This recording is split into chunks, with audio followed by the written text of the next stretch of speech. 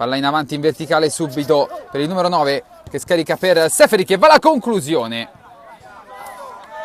Ci arriva Galassi, da due avversari riesce a crossare in mezzo, libera la difesa, adesso Ciccolini, palla subito in avanti per Seferi che punta il diretto avversario, carica il sinistro, attento Galassi, la palla però Stitch, palla per Indelicato che mette giù un ottimo pallone, attaccato, serve un ottimo assist per Seferi che se lo divora.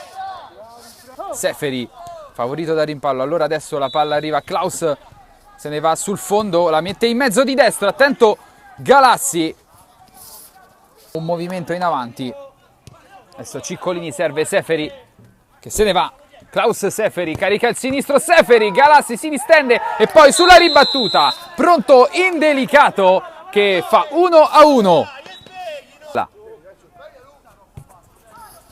Seferi se ne va. Sulla sinistra, Seferi, siamo già sul fondo, siamo dentro l'area di rigore, assist in mezzo, non ci arriva il numero 5. Oliva.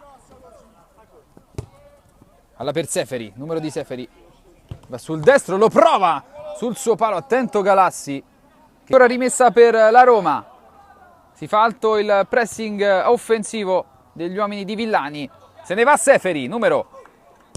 Carica il destro, deviato, Galassi, ancora lui e sulla ribattuta Luca Cicchella fa il 21esimo gol personale, 3-2.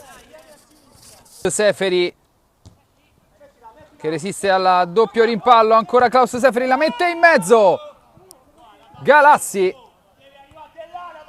pressato subito da due avversari, costretto a indietreggiare in favore di Alcini che serve benissimo Luca Cicchella, la mette dietro per Seferi che fa 3-3 con il cuore e l'orgoglio, la Roma pareggia 3-3. Bella apertura per Tajani che cerca l'1-2, buono l'intercetto di Oliva che serve benissimo Seferi, c'è l'occasione per il 4-3, fa secco l'avversario e c'è il 4-3 della Roma con Seferi.